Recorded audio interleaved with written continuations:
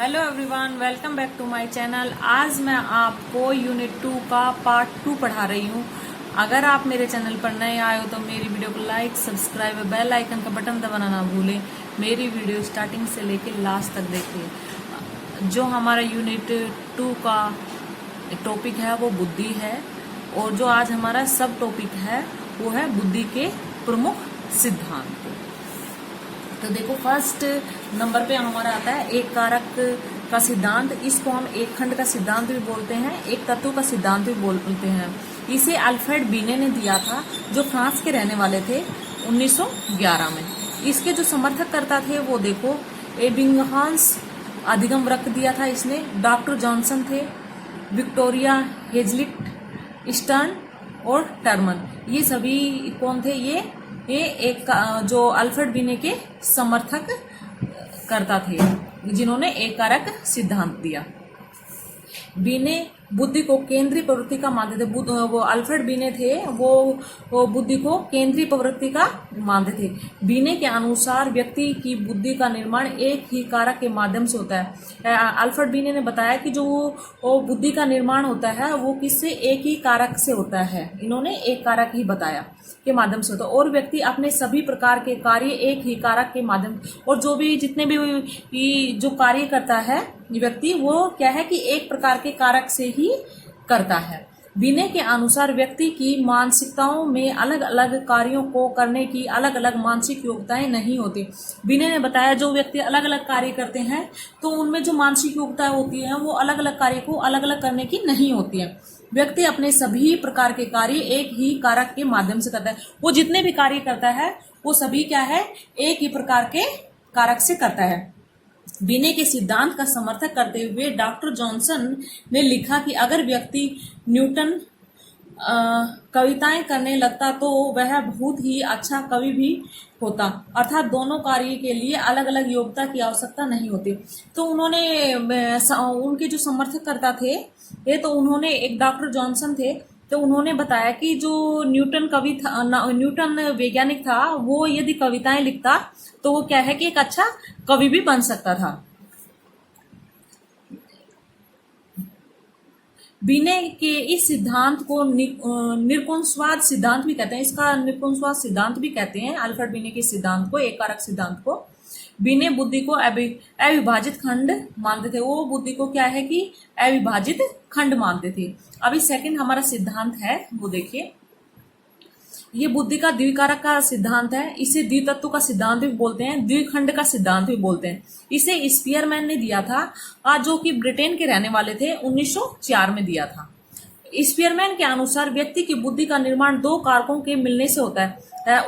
क्या है कि अल्फ्रेड बीने ने तो बताया कि एक कारक के मिलने से होता है, लेकिन स्पीयरमैन ने क्या बताया कि जो बुद्धि का निर्माण होता है वो दो कारकों के निर्माण से होता है। दो कारक जब मिलते हैं तब हमारे बुद्धि का निर्माण होता है, जिसे स्पीयरमैन के सामान्य कारक व विशिष्ट कारक का नाम दिया। जिसे स्पीयरमैन ने क्या किया, एक को तो सामान्य कारक नाम दिया और दूसरों को विशिष्ट कारक नाम दिया। सामान्य कारक जो नाम दिया उसे जी कहते हैं, और विशिष्ट कारक को उन्होंने एस कारक नाम दिया। तथा दोनों कारकों के मिलने से जी प्लस एस से व्यक्ति की बुद्धि का निर्माण। और उन्होंने बताया कि जो सामान्य कारक और विशिष्ट कारक जब मिलता है तो एक व्यक्ति की बुद्धि का निर्माण होता है। स्पीयरमैन के अनुसार सामान्य कारक जन्मजात व विशिष्ट कारक वातावरण से अर्जित होते हैं। फिर स्पीयरमैन ने बताया जो सामान्य कारक होते हैं वो तो क्या है कि एक व्यक्ति में जन्मजात आते हैं, और विशिष्ट कारक क्या होते हैं वो बाह्य वातावरण में क्या करता है, वो अर्जित करता है। और दोनों कारकों के मिलने से एक व्यक्ति की बुद्धि का निर्माण होता है। अभी नेक्स्ट हमारा है सामान्य कारक और विशिष्ट कारक। सामान्य कारक उन्होंने बताया कि सामान्य कारक क्या होते हैं, हमारे जन्मजात होते हैं, और विशिष्ट कारक होते हैं जो वातावरण से अर्जित किए जाते हैं। ये सामान्य कार्य करते हैं, और जो विशिष्ट कारक होते हैं विशिष्ट कार्य करते हैं। ये सभी में उपस्थित होते हैं, सभी व्यक्तियों में उपस्थित होते हैं। ये सभी व्यक्तियों में उपस्थित नहीं होते हैं। ये परिवर्तन संभव नहीं है। इनका जो सामान्य कारक क्या है, जन्मजात होते हैं, तो इनका परिवर्तन संभव नहीं है। इनका परिवर्तन संभव है क्योंकि ये वातावरण से अर्जित होते हैं।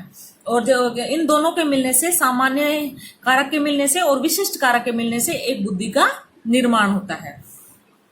अभी देखिए हमारा नेक्स्ट सिद्धांत है त्रिकारक सिद्धांत, जो कि ये भी त्रिकारक सिद्धांत स्पीयरमैन ने दिया 1911 में ही। स्पीयरमैन के द्विकारक सिद्धांत का खंडन होने के पश्चात उसका द्विकारक का सिद्धांत दिया स्पीयरमैन ने।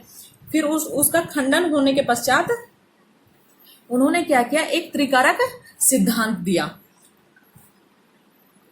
सामान्य कारक, उन्होंने बताया कि स्पीयरमैन ने सामान्य कारक व विशिष्ट कारक को मिलाकर त्रिकारक सिद्धांत का प्रतिपादन किया। यानी कि सामान्य कारक विशिष्ट कारक को दोनों को मिलाकर और फिर एक क्या है, त्रिकारक सिद्धांत का प्रतिपादन किया, निर्माण किया, जिसमें जी कारक से उच्च और एस कारक से विशिष्ट कारक निम्न योग्यताओं का समावेश होता है। जैसे कि सामान्य कारक एक आम आदमी में जी और विशिष्ट कारक एक एस यानी कि एमबीबीएस जो डॉक्टर है वो उनमें मिलेगा, और जो उनसे मिलकर जो संतानें होंगी या जो होगा तो उसमें कंपाउंड नर्स, यानी कि उसको उन्होंने क्या कहा, त्रिकारक सिद्धांत कहा।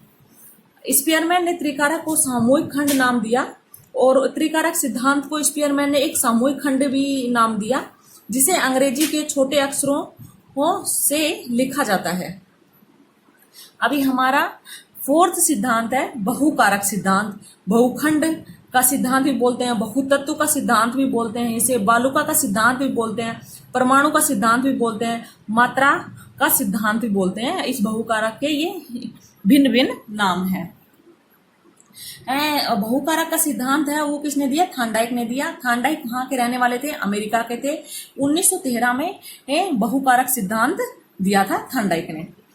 उनके अनुसार देखिए क्या होता है, थांडाइक के अनुसार व्यक्ति की बुद्धि का निर्माण एक या दो सामान्य मानसिक योग्यताओं के मिलने से न होकर असंख्य बहुकारकों के मिलने से होता है। उन्होंने बताया कि एक कारक या दो कारक मिलने से नहीं होता है, बहुत सारे असंख्य बहुकारकों के मिलने से एक व्यक्ति की बुद्धि का निर्माण होता है। थांडाइक ने अपने सिद्धांत का प्रतिपादन करने हेतु रेत के टीले का उदाहरण दिया। थांडाइक ने बताया कि जैसे रेत के टीले का निर्माण कैसे होता है, बहुत सारे कण मिलकर होता है, उसी प्रकार एक व्यक्ति की बुद्धि का निर्माण भी बहुत सारी कारकों के मिलने से होता है, न कि एक कारक के मिलने से होता है। थांडाइक के अनुसार एक दो रेत के कणों के मिलने से रेत के टीले का निर्माण नहीं हो सकता है, यानी कि एक दो कणों के मिलने से एक रेत के टीले का निर्माण नहीं हो सकता है। ठीक उसी प्रकार एक दो मानसिक योग्यताओं के मिलने से व्यक्ति की बुद्धि का निर्माण नहीं हो सकता। ऐसे एक दो मानसिक योग्यताएं मिलने से एक व्यक्ति की बुद्धि का निर्माण नहीं होता, उसमें भी असंख्य कारक मिलते हैं तभी एक बुद्धि का निर्माण होता है। थांडाइक ने अपने सिद्धांत का प्रतिपादन करते हुए लिखा कि व्यक्ति के द्वारा अभ्यास प्रशिक्षण के माध्यम से एक दो क्षेत्रों में विशिष्ट योग्यताएं अर्जित कर लेना पर व्यक्ति को प्रतिभाशाली बुद्धिमान नहीं माना जा सकता। उन्होंने थांडाइक ने बताया कि एक दो क्षेत्रों में जब कोई भी व्यक्ति है वो योग्यता प्राप्त कर लेता है तो उससे क्या है कि बुद्धिमान नहीं माना जा सकता, प्रतिभाशाली नहीं माना जा सकता, क्योंकि जैसे कि एक रामानुजन गणित में होशियार थे पर अन्य विषयों में वो कमजोर थे, तो उसे क्या है कि एक प्रतिभाशाली नहीं मान सकते।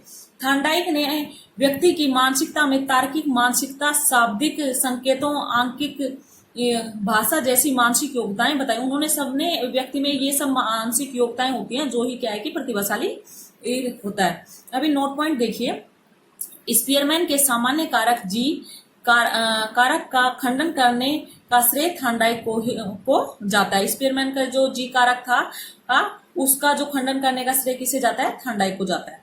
अभी देखिए बुद्धि का त्रितंत्र सिद्धांत स्टर्नबर्ग ने दिया था। स्टर्नबर्ग के अनुसार व्यक्ति की बुद्धि का निर्माण तीन तंत्रों के द्वारा होता है। फर्स्ट है शीर्षक, सेकंड है प्रत्यक्षीकरण, थर्ड है घटक। इसे बुद्धि का सूचना सिद्धांत भी कहा जाता है। नेक्स्ट देखो बुद्धि का सामूहिक कारक सिद्धांत। बुद्धि का सामूहिक कारक सिद्धांत थर्स्टन केली ने दिया था 1938 में और 1954 में। क्या दिया इसमें देखिए, थर्स्टन के अनुसार व्यक्ति की बुद्धि का निर्माण अनेक योग्यताओं के मिलने से बने समूह के माध्यम से होता है, यानी कि अनेक योग्यताएं जब मिलती है तब मनुष्य की एक बुद्धि का निर्माण होता है। थर्स्टन ने व्यक्ति की मानसिकता में दो प्रकार के समूह वह 9 प्रकार की मानसिक योग्यताएं बताई। 2 प्रकार के तो समूह बताए थ्रस्टन ने, व्यक्ति की मानसिकता में 2 प्रकार के तो समूह बताए और 9 प्रकार की मानसिक योग्यताएं बताई। प्राथमिक प्रतिकारक समूह 7 होते हैं, द्वितीय प्रतिकारक समूह 2 होते हैं। इन दोनों को जोड़ते हैं तो 9 योग्यताएं मिलती है हमें। वो देखिए कौन कौन सी हैं। संज्ञान, स्मरण, शाब्दिक, आगमनात्मक, निगमनात्मक, तार्किक, समस्या समाधान, प्रत्यक्षीकरण। अभी नोट पॉइंट है। 1954 में केली ने अपनी पुस्तक the crossroads in the mind of man व एजुकेशनल साइकोलॉजी में 2 प्रकार की प्रतिकारक समूह व 9 प्रकार की मानसिक योग्यताएं बताई। प्राथमिक प्रतिकारक समूह 5 होते हैं, द्वितीय प्रतिकारक समूह 4 होते हैं। इनको योग करेंगे तो 9 आएगा। सामाजिक योग्यता क्रियात्मक, तार्किक, सांख्यिकी, शाब्दिक, शारीरिक, संगीतात्मक, रुचि आधारित और प्रेक्षणात्मक, ये सभी योग्यताएं उन्होंने 9 प्रकार